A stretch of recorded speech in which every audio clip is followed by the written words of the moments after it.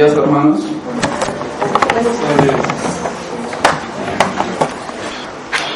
Vamos a orar al Señor. Señor, qué gran misericordia tienes con nosotros al permitirnos estar aquí y poder alabarte como iglesia. Señor, permite que el día de hoy podamos aprender de tu palabra. Señor, ayuda a que sea expuesta correctamente y claramente, Señor. Trae salvación, trae consuelo, y que tu palabra, Señor, nos impacte, penetre en lo más profundo de nuestro corazón. Te damos gracias y que todo sea para la gloria de tu nombre.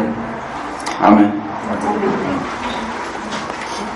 Hermanos, el día de hoy tocaremos un versículo que ya se predicó alguna vez y creo que no es suficiente tocarlo solamente una vez, porque es como un mar que no tiene orilla, como un abismo sin fondo.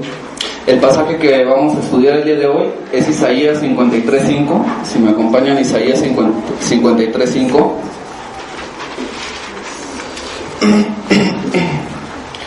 En este versículo vamos a recordar algunas cosas que aprendimos hace algunos años.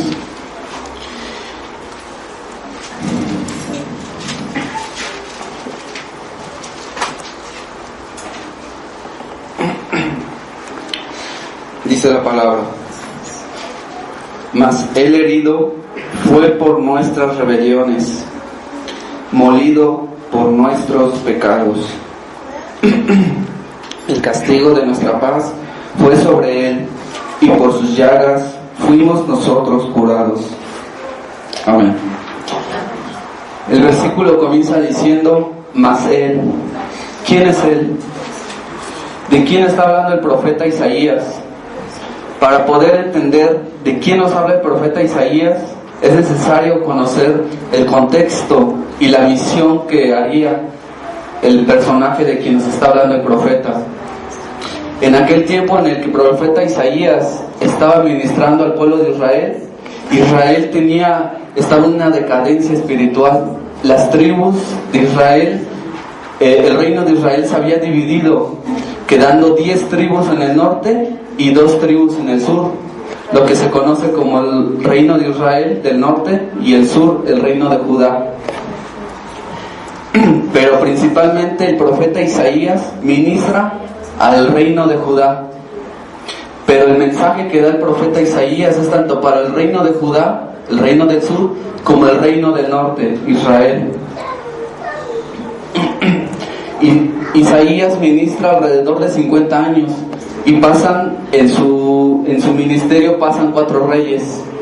Y se dice, la tradición de los judíos dice que Isaías fue cortado por la mitad por el rey Manasés.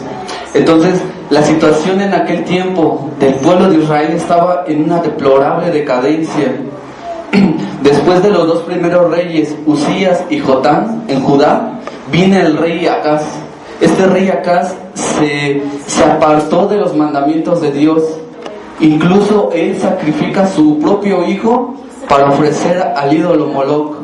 Este ídolo Moloc era una estatua de acero que tenía cabeza de toro con cuerpo de hombre. Y entonces lo que hacían los adoradores era calentarlo hasta el rojo vivo, y la estatua, teniendo un agujero dentro de sí, arrojaban a los niños, a los bebés. Eso era lo que hacía este rey Acaz. Y no solamente él, sino todo el pueblo se habían desviado de la ley de Jehová. Acaz llegó al punto de sacar todos los utensilios del templo de Dios y arrojarlos y quebrarlos. Todo el pueblo y Acaz desecharon la ley de Dios. Se comportaban peor que las naciones paganas. Así era la situación en que se encontraba el pueblo de Dios en aquel tiempo. Era un tiempo de gran pecado.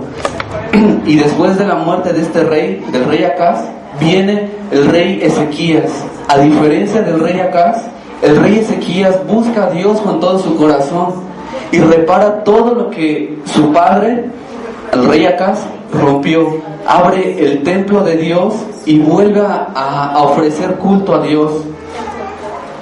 Este rey busca a Dios con todo su corazón, reabre las puertas para que Dios vuelva a ser adorado. Y parecía que todo iba bien en este momento, parecía que había paz en Israel. Sin embargo, nuevamente Dios les trae una invasión de los asirios. Pero a diferencia de Acaz, el rey Ezequías sí confía en su Dios. Ezequías busca a Dios para que le liberte, busca a Dios para que les ayude al pueblo. Y Dios en Isaías 37:36 dice: y salió el ángel de Jehová y mató a 185,000 en el campamento de los asirios. Y cuando se levantaron por la mañana, he aquí que todos eran cuerpos de muertos. Entonces Dios los había librado y parecía que había paz en el reino, parecía que todo iba bien. Sin embargo, después de Ezequías, después de este rey piadoso, vienen más reyes, y a excepción del rey Josías, no viene ningún rey piadoso. Vienen reyes que se apartaron de Dios. Esto lo pueden ver en Segunda de Crónicas y en Segunda de Reyes al final. Pueden ver que estos reyes desecharon la ley de Jehová otra vez, llevaron otra vez a un estado de decadencia espiritual. Leemos en estos relatos una y otra vez diciendo: pero hizo lo malo ante los ojos de Dios, pero hizo lo malo ante los ojos de Dios. Esa es la descripción de cada rey que vemos después de Ezequías. Entonces, en el tiempo en que Ezequías está reinando, Isaías profetiza lo que vendrá al pueblo de Israel a causa de su pecado. ¿Qué vendrá? Vayamos a Isaías 39:6. Isaías capítulo 39:6.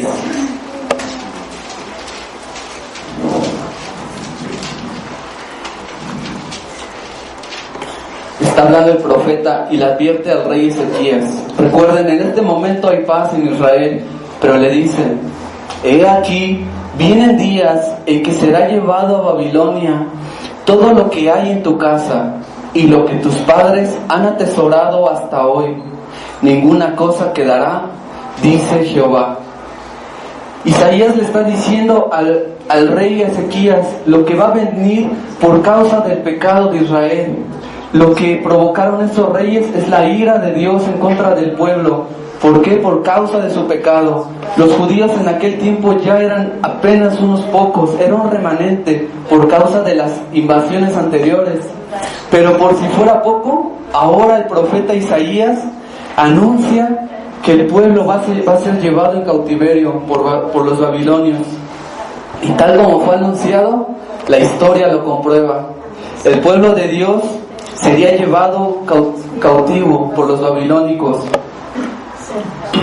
Dios los había llamado muchas veces por medio de sus profetas que se volvieran de sus malos caminos. Sin embargo, ellos endurecieron su corazón y no oyeron a Jehová. Judá fue llevado al cautiverio a causa de su propia pecaminosidad. Y sin embargo, a pesar del futuro desolador, a pesar de lo que le esperaba al pueblo, Isaías no se limita solamente a anunciar el juicio, sino que también trae palabras de consuelo. Recuerden, en el capítulo 39 habla del juicio que vendrá a Israel, pero comienza en el capítulo 40 diciendo, si pueden ir al capítulo 40, hermanos, Israel da consuelo a los cautivos y comienza diciendo: consolaos, consolaos, pueblo mío, dice vuestro Dios. Después del juicio vienen palabras de esperanza. Pero el consuelo que daba Isaías no solamente se refería a que Israel iba a regresar del cautiverio, porque esto lo vemos que después de 70 años Israel regresó del cautiverio. Pero Isaías no solamente se refería al regreso del pueblo judío, sino que se refiere a una liberación futura, no del pueblo judío, sino una liberación del principal enemigo de los hombres, el pecado. Pero ¿cómo iban a conseguir el perdón del pecado? ¿Iban a conseguirlo acaso por haber sufrido tanto, por haber sido llevados a vivir en este sufrimiento tan intenso? ¿Iban a ser perdonados por eso? No. Aquí es donde entra la persona de nuestro versículo de Isaías 53:5, mas Él. Aunque ellos regresarían, sus pecados aún estarían ahí. El perdón no vendría a causa de haber sufrido mucho en el cautiverio. Eso no les quitaría su pecado. A pesar del regreso, aún su pecado estaba ahí.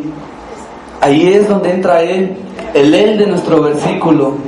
En medio del panorama desolador, entra a la escena una persona que es completamente diferente al pueblo infiel.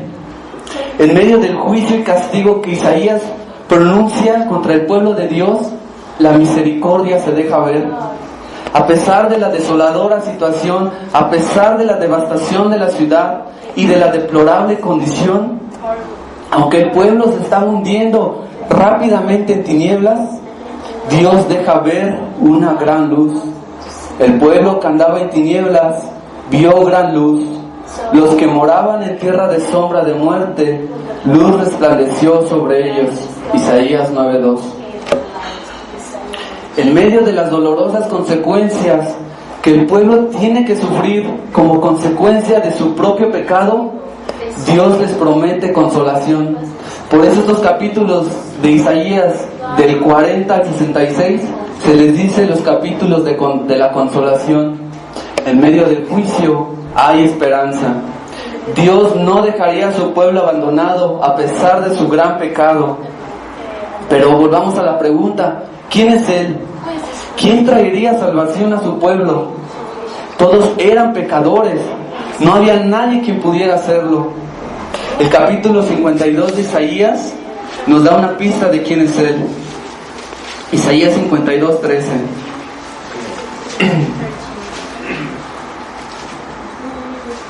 Isaías 52:13. He aquí que mi siervo será prosperado, será engrandecido y exaltado, y será puesto muy en alto. Nos dice que habla de un siervo. Pero ¿quién es este siervo? No solamente esta palabra, este personaje que nos presenta el capítulo 52 como siervo, no solamente se muestra aquí, sino también en los capítulos 42, 49 y 50 nos habla de un siervo. Esos capítulos nos hablan de un individuo, pero nos hablan de un siervo especial. Es un siervo justo, un siervo único. Nos habla de alguien que sufriría por los pecados de Israel. Muchos judíos pensaron que se trataba de Israel mismo, que estaba hablando de los sufrimientos de Israel mismo. Pero tenemos que hacernos la pregunta, ¿cómo es posible que Israel muera por sus propios pecados? ¿Cómo es posible que el siervo pueda ser Israel cuando se habla de alguien justo? No puede ser, pues ellos estaban siendo llevados al cautiverio a causa de su pecaminosidad. Entonces el siervo que nos presentan esos capítulos no puede ser Israel. Otros decían que estaba hablando el profeta de sí mismo. Otros, por otra parte, decían que hablaba de Isaías, de Jeremías. Pero tampoco puede ser Isaías, pues Isaías nos dice cómo se consideraba él mismo en el capítulo 6, diciendo: entonces dije, ay de mí que soy muerto, porque siendo hombre inmundo de labios y habitando en medio de pueblo que tiene labios inmundos, han visto mis ojos al Rey, Jehová de los ejércitos. En cambio, el siervo que nos presentan estos capítulos es un siervo en el que Dios tiene su complacencia. Dice el capítulo 42, versículo 1 de Isaías, si me acompañan. Isaías 42:1.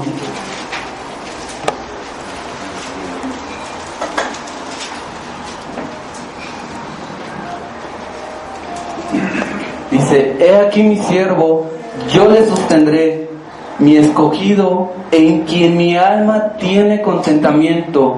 He puesto sobre él mi espíritu, él traerá justicia a las naciones. Estas palabras automáticamente nos recuerdan a Mateo 3:17, en el bautismo del Señor Jesucristo, cuando dice el Padre: este es mi Hijo amado, en quien tengo complacencia. También pueden ustedes estudiar por su parte en el capítulo 50, donde nos habla más acerca de la perfección atribuida al siervo. Pero nuestra mayor prueba se encuentra en el Nuevo Testamento. Hubiera sido muy bueno que hubiéramos leído el capítulo 8 del libro de Hechos, pero el etíope está leyendo el libro de Isaías y está leyendo el capítulo 53 y le pregunta a Felipe, versículo 34, Hechos 8:34.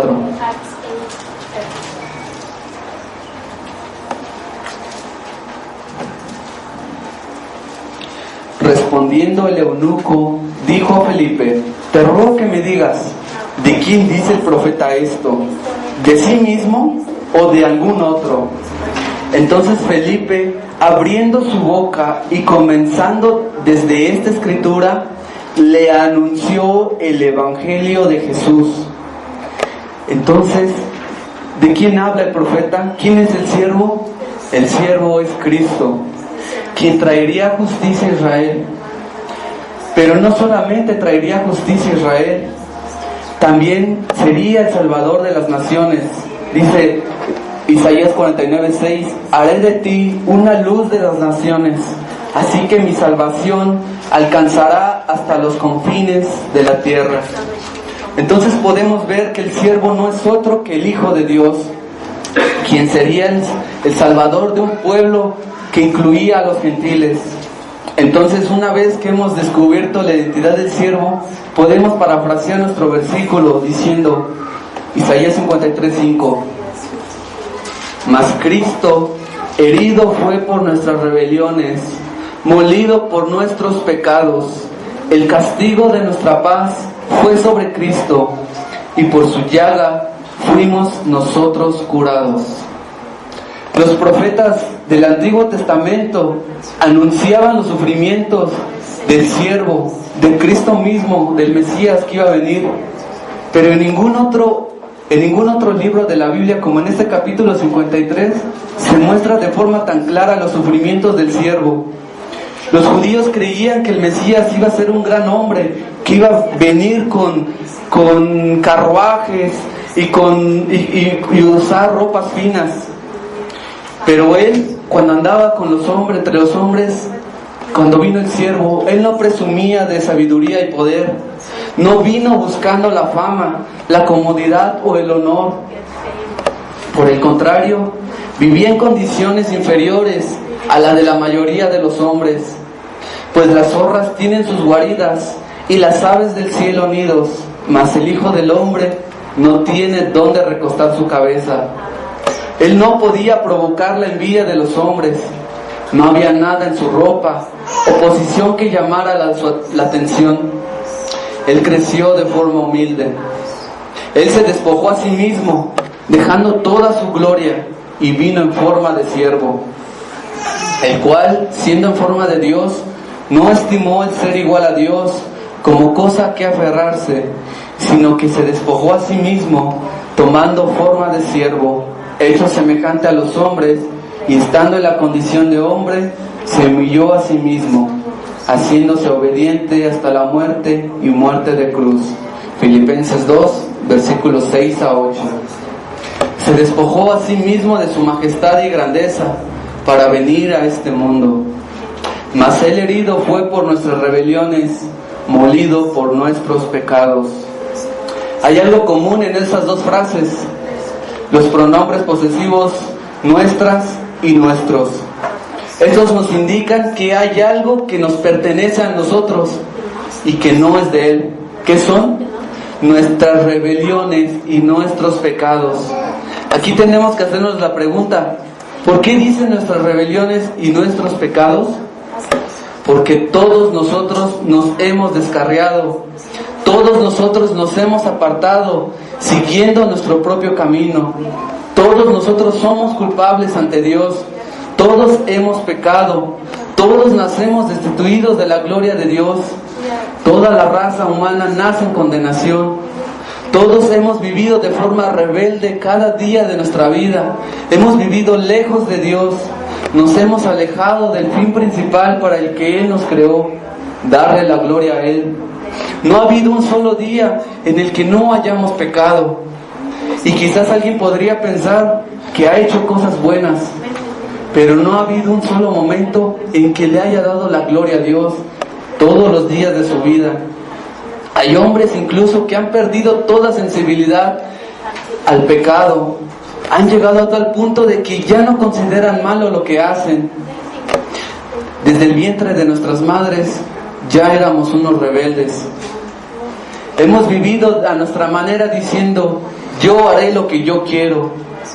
Seguimos los deseos de nuestro corazón, satisfaciendo nuestros propios apetitos carnales. Somos nuestros propios dioses, nuestros propios guías para hacer todo lo que queremos. Los hombres sin Dios aman su propio pecado. Cada día acumulan nuevos. Aún incluso sabiendo que el pecado les traerá consecuencias, no los dejan de hacer, pues es más fuerte el amor hacia sus concupiscencias. Nuestros pecados no son pecaditos o debilidades, son rebeliones. Una mentira blanca, como la gente dice para excusarse, no es una pequeñez. Nuestros pecados no son errores, debilidades o enfermedades, son rebeliones contra Dios. Mas Él fue herido y molido. Él fue herido y molido. ¿Pero por qué fue herido y molido? Por nuestras rebeliones y por nuestros pecados. Él no fue herido y molido porque fuera malo. Él no fue herido y molido debido a algo hecho por Él.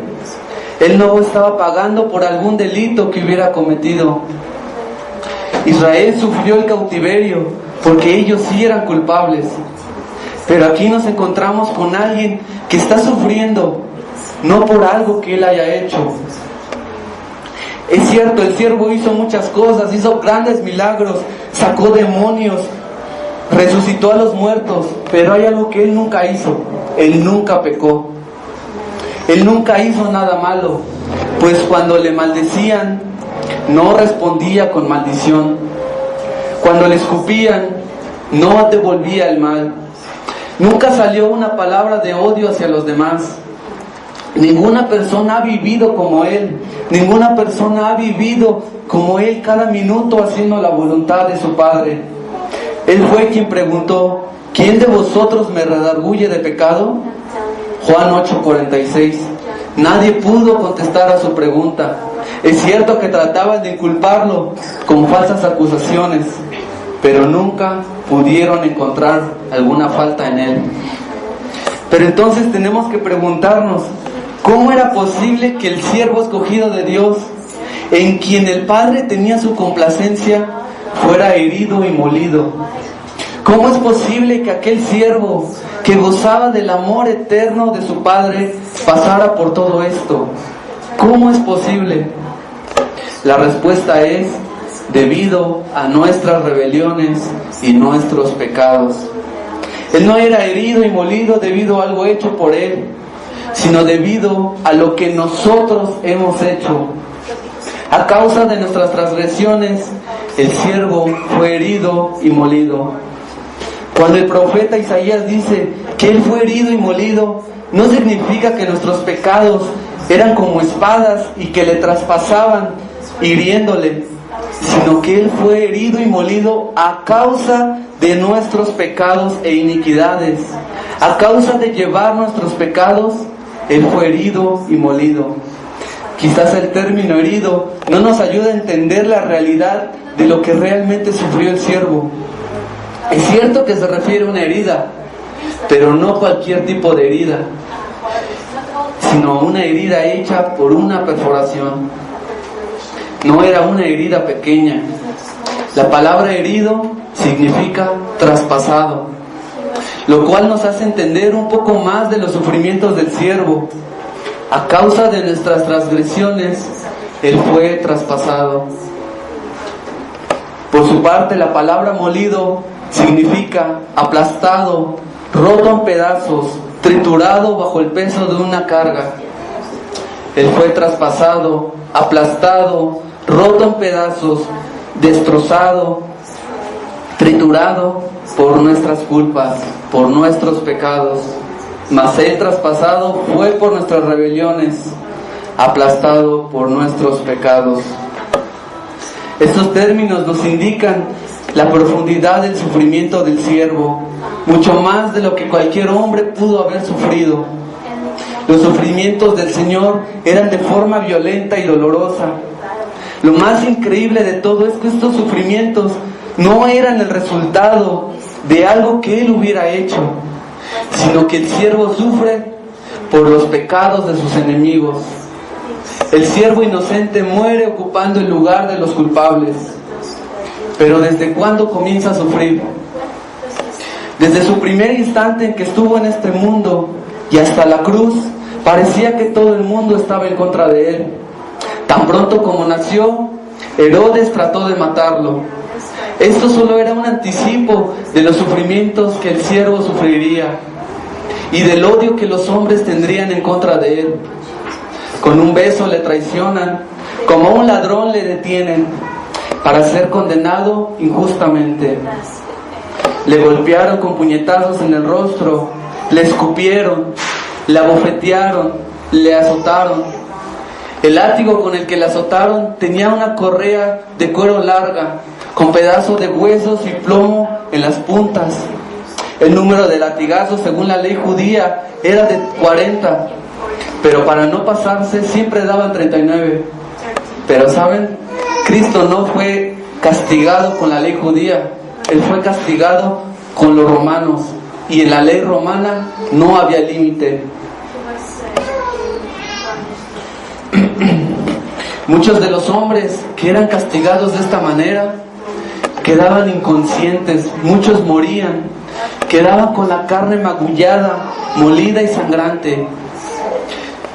Los hombres muchas veces morían ya en este acto, pero ellos, obligados a dejar a Jesús con vida, y no porque se compadecían de Él, sino porque tenían que mostrarlo vivo. Por esta razón, no debe parecernos extraño que el profeta Isaías dijera que Él no parecía humano.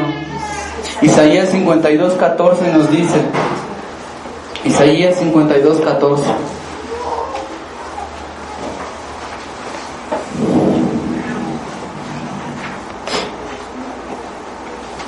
cómo se asombraron de ti muchos, de tal manera fue desfigurado de los hombres su parecer, y su hermosura más que la de los hijos de los hombres. No se refería a que nuestro Señor era feo. Los hombres admiraban de ver el estado después de las heridas. Perdió la semejanza de un hombre, ya no parecía como un ser humano. Los hombres se asombraron y se llenaron de horror por su aspecto. Fueron terribles los sufrimientos del siervo. Eran el resultado de los azotes y golpes por parte de los hombres. Por eso nos dice Isaías: di mi cuerpo a los heridores y mis mejillas a los que me mesaban la barba. No escondí mi rostro de injurias y disputos. Isaías 56. Pero no era suficiente. Estaba molido, estaba golpeado y sangrando por todas partes. La habían azotado hasta el punto en que probablemente no había ninguna parte de su cuerpo que no sangrara. ¿No era suficiente? No era suficiente para ellos. Ellos no sentían absolutamente nada por Él. No había compasión. Su odio se volvía cada vez más grande y gritaban: ¡muera, muera! El grito que decía horas antes: Hosana, bendito el que viene en el nombre del Señor, se había convertido en el grito de crucifícale, crucifícale. Y todo esto el siervo lo pasa solo. En la noche más difícil fue abandonado por sus amigos.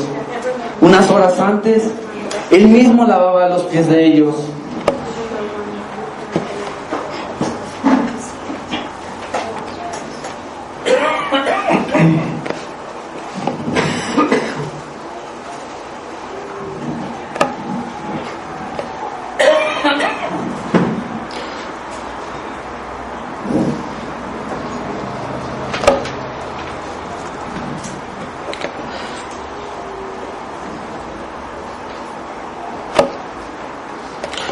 Unas horas antes habían comido la primera Santa Cena.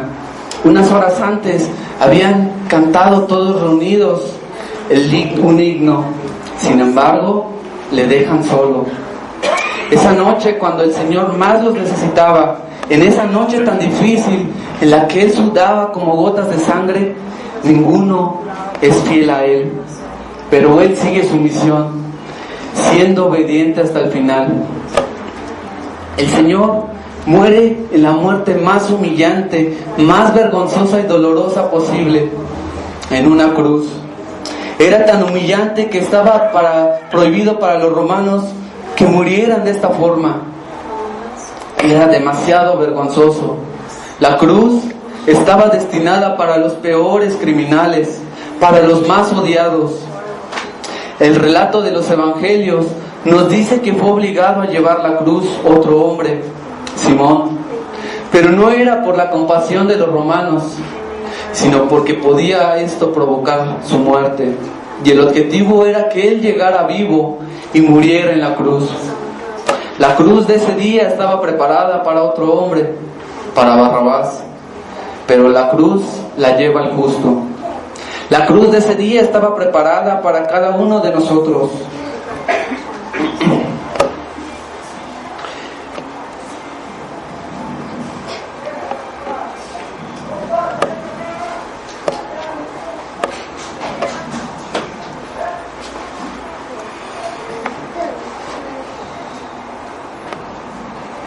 Nosotros éramos los que merecíamos cada uno de esos latigazos, cada uno de esos escupitajos, cada una de esas injurias, pero sobre todo merecíamos esa cruz.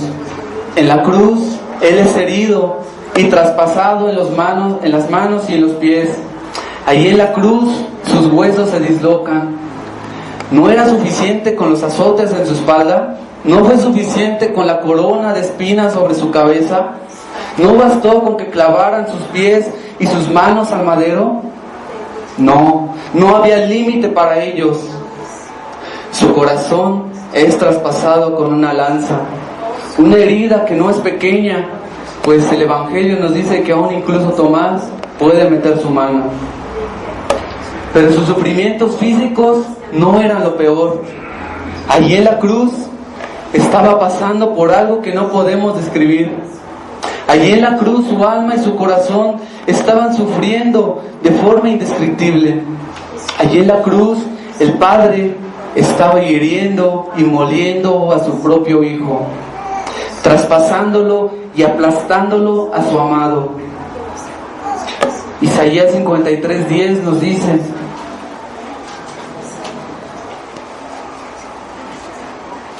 con todo eso, Jehová quiso quebrantarlo, sujetándolo a padecimiento.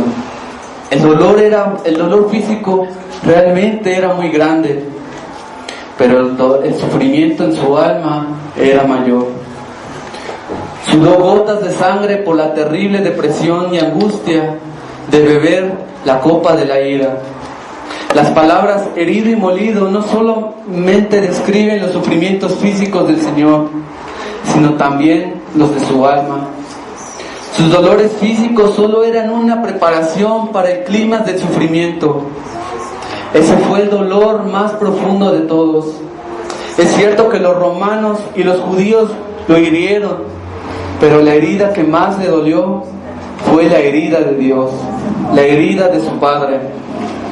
Fue Dios quien lo hiere y lo muele. Gemía en su alma: estoy debilitado y molido en gran manera, gimo a causa de la conmoción de mi corazón. Salmo 38:8. Eso fue lo que más le dolió, el ser herido y molido por su Padre. En la cruz, Él cargó sobre Él nuestros pecados. Ahí Él cargó nuestros adulterios, mentiras, blasfemias, nuestra falta de obediencia a nuestros padres, los pecados del corazón, todos ahí cargados sobre Él. En Él se concentraron todas nuestras deudas, todas las deudas de todo su pueblo, de todas las épocas, aun cuando fueran tan grandes como el universo. Ahí el Padre carga en Él todos los pecados de su pueblo, los lleva sobre sí mismo, toda la deuda puesta sobre Él. Al que no conoció pecado, por nosotros lo hizo pecado, para que nosotros fuésemos hechos justicia de Dios en Él. Segunda de Corintios 5:21. Por tal razón, Jesús sufrió el desamparo de su Padre. Dios no puede mirar con ningún agrado donde hay pecado. Él era el amado por el Padre, pero cuando vio el pecado puesto sobre su Hijo, no era posible que Jesús gozara de la presencia de su Padre. Fue desamparado porque Dios volvió su rostro del pecado, dando la espalda a aquel que fue hecho pecado por nosotros. Es cierto, había dolor porque sus discípulos lo habían desamparado. Había gran dolor por los latigazos y los puñetazos. Pero el dolor no era comparable con el dolor que le provocó el abandono de su Padre. En su hora más dura no pudo refugiarse en Él.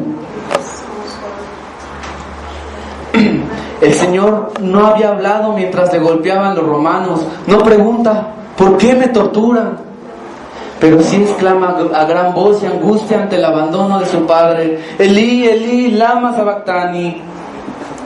Dios mío, ¿por qué me has desamparado? Salmo 22:11 nos dice: no te alejes de mí, porque la angustia está cerca, porque no hay quien ayude. Pero no solo pasa por la separación de su Padre, sino que también recibe la ira de Él. Dios tiene que castigar el pecado, y aunque el pecado no era de Cristo, en el sentido de que Él lo hubiera cometido realmente, habiendo sido cargado sobre Él, es hecho maldición por nosotros. El Padre estaba haciendo lo que no hizo Abraham con su hijo Isaac: clavarle el cuchillo.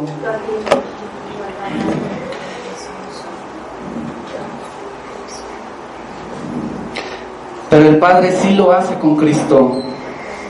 El Padre no lo hizo por algo que hubiera hecho su Hijo, sino por algo que habían hecho los enemigos de su Hijo. Lo estaba haciendo por aquellos que le aborrecían, por aquellos que le despreciaron y desecharon, por aquellos que le gritan: crucifícale, crucifícale, por aquellos que lo dejaron solo, por aquellos que lo niegan, por aquel ladrón en la cruz. El Padre quebrantó a su Hijo por ellos y por nosotros. ¿Aún piensas que el pecado es algo pequeño? Si lo fuera, Dios no habría entregado la muerte a su Hijo amado. Esta era la agonía de agonías.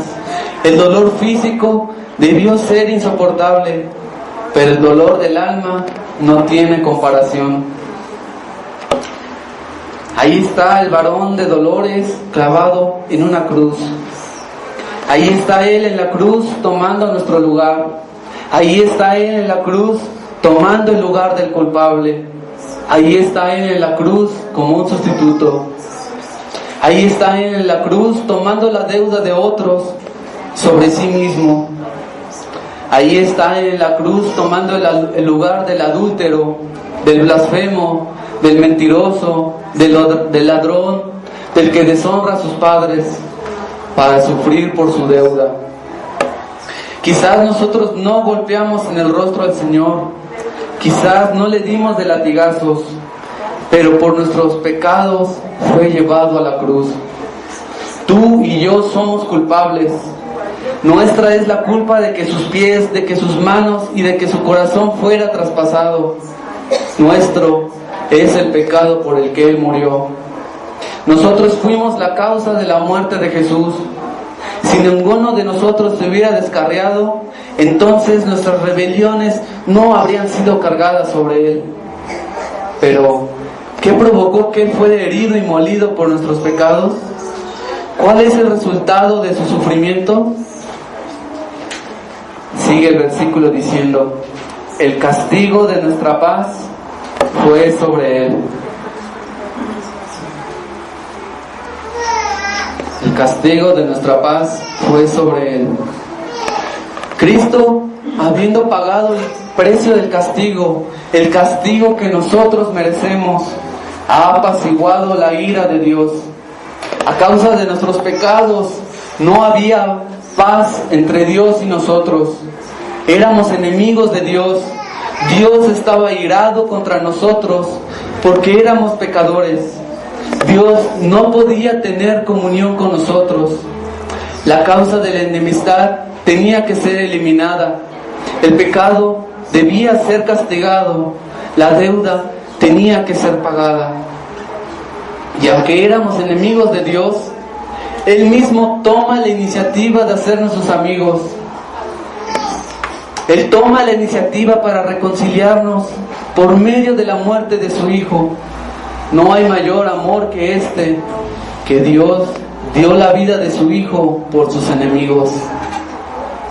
Cristo muere en la cruz, recibiendo toda la ira de Dios que nosotros merecíamos para reconciliarnos con Él. ¿Podía haber sido pagada por cualquier otro hombre? No fue herido y molido un hombre cualquiera. No fue herido un ángel, sino Dios mismo. Por quien fue creado el universo, fue Él quien murió. Por eso podemos ser perdonados. Aquel día había 2 ladrones muriendo de la misma forma. 2 ladrones que fueron crucificados, y muchos otros hombres han muerto de esta misma manera. Pero la diferencia estaba en quién estaba en la cruz del medio. La sangre que derramaron los otros hombres no tenía poder para salvarnos. Ellos no podían haber muerto por nuestros pecados. Tenía que ofrecerse un sacrificio infinito, porque nuestra deuda era infinita. Por lo mismo es que el Hijo de Dios, perfecto y sin mancha, se entrega para salvarnos. Y tenía que morir porque la paga del pecado es la muerte. No había otra forma de pagar el pecado. El siervo la ha pagado. Se sometió voluntariamente a la ira divina para pagar nuestras deudas. Gracias al que Él toma nuestro lugar, a que Él cumple la ley perfectamente, gracias a sus heridas, ahora nosotros tenemos paz con Dios. Allí en la cruz, donde todo parecía tinieblas, allí en la cruz donde solo había dolor y angustia, allí en la cruz donde había una aparente derrota, allí en la cruz es encontrada misericordia y paz. Allí en la cruz hay gracia para los pecadores. Allí en la cruz muere el justo para que los injustos puedan vivir. La muerte que fue amarga se convierte en paz para nosotros.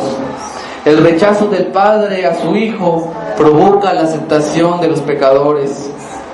Si se busca la deuda, no puede ser hallada. Si se buscara en nuestro pecado, no podría ser encontrado. Su sacrificio nos ha dado perfecta paz con Dios. Pero quizás alguien se pregunte, ¿cómo obtengo esta paz? Quiero que me acompañen a Romanos 5:1.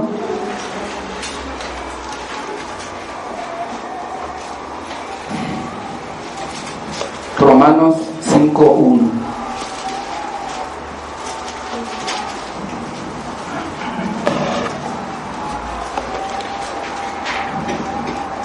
Justificados, pues, por la fe, tenemos paz para con Dios, por medio de nuestro Señor Jesucristo.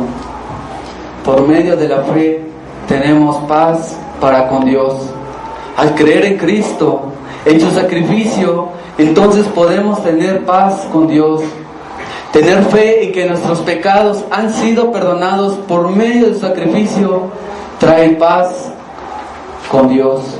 No hay otra forma de obtener paz. De hecho, no hay ninguna forma. El dinero no nos dará la paz, ni ninguna cosa en este mundo, ni los éxitos, ni nada en este mundo. La paz no está en lo que en nosotros mismos, no está en lo que logremos, no está en lo que hacemos, no está en nuestros esfuerzos, sino en la cruz, en la herida del siervo sufriente. Tampoco la paz se encuentra en nuestros propios sufrimientos. La fe no mira sus propios sufrimientos, tampoco mira sus propios sufrimientos, sus lamentos, sino que mira los sufrimientos del Salvador. La paz real solo se encuentra en Cristo, pues el castigo de nuestra paz fue sobre Él. Porque Él nunca pecó, entonces nosotros tenemos paz. Porque Él murió, entonces nosotros vivimos. Su justicia es la nuestra. Y Dios nos acepta no por lo que hacemos, sino por lo que hace Cristo. Todo lo que hacemos, todo nuestro servicio, no lo debemos de hacer para obtener paz. Lo debemos de hacer por gratitud a Dios, por lo que Él ha hecho. Y por su llaga fuimos nosotros curados. El versículo termina diciendo, y por su llaga fuimos nosotros curados. Es decir, por sus heridas nosotros somos curados. No solamente nos salva, no solamente nos libra de la condenación, sino que también nos sana, nos cura. No solamente somos perdonados, también somos curados.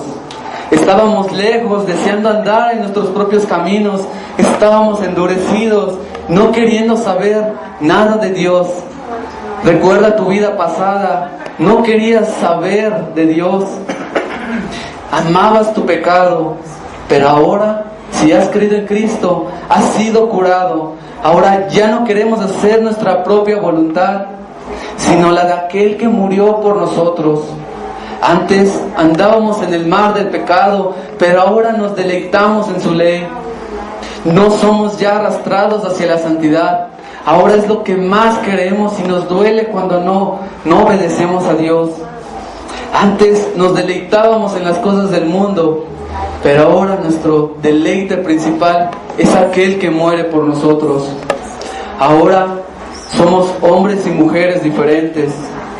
Hemos sido sanados de la enfermedad del pecado, y esta es la principal prueba de que hemos sido sanados. En sus heridas tenemos la curación. Tenemos la curación de la enfermedad del pecado. No importa cuál sea la enfermedad del pecado, Él puede sanarla. Esta cura puede curar tanto a niños, jóvenes, adultos y ancianos. Esta cura puede curar a los hombres más depravados del mundo, a los que han llegado al límite del pecado. Esta cura es tan eficaz que el poder del pecado es quitado para siempre. Esta cura nos libre de la muerte eterna para darnos vida eterna. La muerte ya no puede hacernos nada. Hay muchos médicos que fallan en su diagnóstico, pero Él no falla. Él toma la amarga medicina de la ira de Dios para que nosotros no tengamos que tomarla. Por eso dice el profeta Oseas: yo sanaré su rebelión, los amaré de pura gracia, porque mi ira se apartó de ellos. Oseas 14:4. Los que han creído en el siervo sufriente han sido curados. Pero aquí está la pregunta: ¿confías en el siervo sufriente? ¿Has venido para que el Señor te cure de tu pecado? ¿O solo has venido como de visita a un hospital acompañando a los enfermos? ¿Ha quitado tu pecado? ¿Puedes decir que Él lo llevó? Si confías en Jesús, entonces puedes decir que Dios cargó tu pecado en Él. Pero si no confías en Cristo, no puedes decir que Él murió por ti. La ley de Dios te condena y te exige el pago. ¿Qué vas a hacer? Porque tú no puedes pagar la deuda. Tus sufrimientos, tus obediencias no pueden pagar la deuda que tienes con Dios.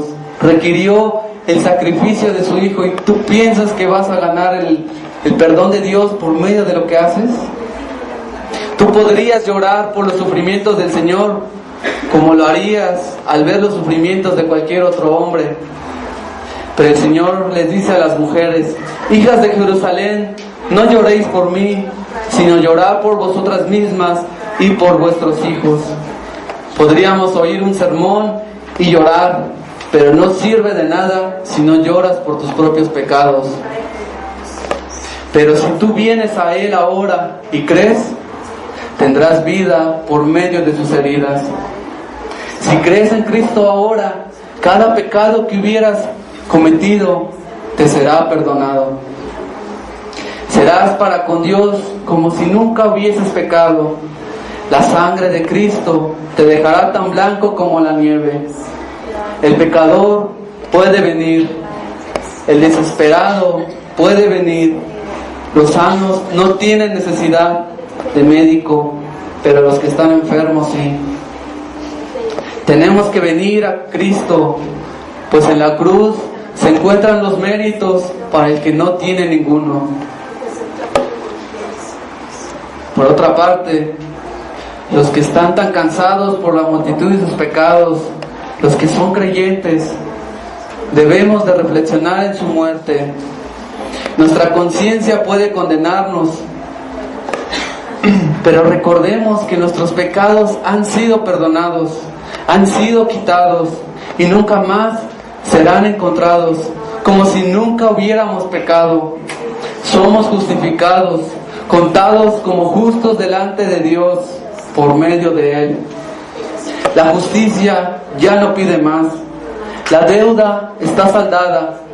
Ya no hay ninguna deuda. La deuda deja de existir. La deuda se ha ido. Todo ha sido cancelado. Cristo lo ha pagado todo. Él ha llevado lejos nuestro pecado, no quedando nada pendiente. Cuando fallemos, cuando pequemos de orgullo, de envidia, de murmuración con los hermanos, de malos deseos, de placeres mundanos, de mal ejemplo a otros, de descuidar nuestros deberes familiares o matrimoniales, de buscar el aplauso de los hombres, arrepiéntete y escucha. Él fue herido por nuestras rebeliones, molido por nuestros pecados. Y a lo mejor te sientes como el más grande pecador, pero vuelve a escuchar: el castigo de nuestra paz fue sobre Él, y por su llaga fuimos nosotros curados. ¿O acaso piensas que Él solo murió por pecados pequeños? Vayamos a Jeremías 3:1. Mira lo que dice Dios por medio del profeta Jeremías. Tú que estás desconsolado, ve lo que dice Jeremías.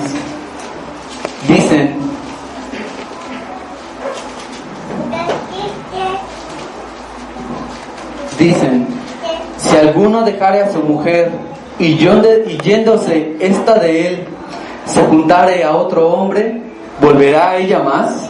Hace la pregunta. Muchos no amarían a una esposa así, pero el Señor dice, continúa el versículo al final: tú pues has fornicado con muchos amigos, mas vuélvete a mí, dice Jehová. Él te puede recibir ahora y todavía si te arrepientes y crees en Él. Confía en el Salvador. Quisiera citar unas palabras del predicador Spurgeon, que dijo lo siguiente: ante el trono de Dios, justicia fiera desenvainó una vez su espada y salió tras los pecadores para encontrar a muchísimos de ellos y arrojarlos al abismo. Su espada tenía sed de la sangre de todos los que habían pecado, pero allí estaba una multitud escogida, reservada por el amor y escogida por la gracia. Y Justicia dijo: ellos son pecadores, van a ser míos. Voy a hundir esta espada en sus corazones, pues son pecadores y han de perecer. Entonces Cristo se adelantó y le preguntó: ¿a quién buscáis? Justicia respondió: a los pecadores. Entonces Jesús le dijo: ellos no son pecadores, fueron pecadores una vez, pero ahora son justos, pues están cubiertos con mi justicia. Si buscas al pecador, heme aquí. ¿Cómo? Dijo Justicia: ¿tú eres el pecador? No, no soy el pecador, pero soy el sustituto del pecador. Toda la culpa del pecador me fue imputada a mí. Toda su injusticia es mía, y toda mi justicia es suya. Yo, el Salvador, soy el sustituto del pecador. Tómame. Y Justicia aceptó la sustitución, tomó al Salvador, lo crucificó y lo clavó a esa cruz, cuyas agonías conmemoramos a la mesa de la comunión. Para finalizar, hermanos, al pensar en los sufrimientos del Salvador, nos debería de llevar a incrementar nuestro aborrecimiento a toda clase de pecado. Deberíamos detestar nuestros pecados, deberíamos avergonzarnos cuando pecamos. Al pensar en el costo, al meditar en su gran amor, en que le llevó a morir en la cruz por nosotros, entonces nos debería de llevar a ser más agradecidos con Él. Es cierto que nos duele que Él haya muerto por nuestros pecados. Lo lamentamos mucho que a causa de nuestros pecados y rebeliones Él haya sido herido y molido. Pero al mismo tiempo es el mayor gozo de todos, pues no lamentamos que por medio de su muerte Él nos haya reconciliado con Dios. Es un gozo el saber que Él ha quitado nuestra deuda, toda nuestra deuda. Debemos de salir de la iglesia agradecidos y comprometidos a servirle. Debemos de salir de la iglesia con el objetivo de vivir con más entrega hacia el Señor. Deberíamos de salir de la iglesia con el objetivo de compartir este maravilloso mensaje. Este mensaje debería ser el mayor deleite para nosotros, que Él fue herido y molido por nosotros. Vamos a orar, hermanos.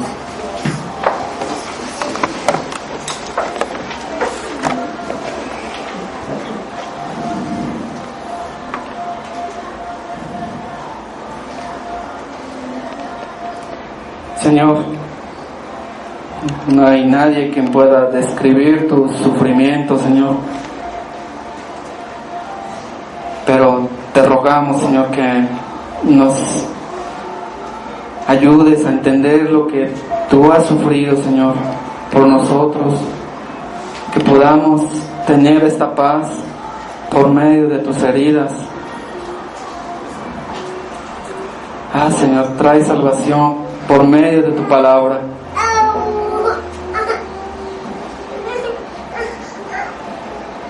Revive a las personas que están muertas, Señor, que han sido indiferentes, que no quieren saber nada de tu palabra, Señor. Y trae consuelo, Señor, y a aquellos hermanos que tienen dudas, que no tienen paz, Señor. Señor, te pedimos que tú seas glorificado, que nos asombremos por la obra que tú has hecho para morir por tus enemigos. Te damos gracias porque nos permites estudiar de tu palabra, Señor. Todo lo pedimos para tu gloria, en el nombre de Cristo Jesús. Amén.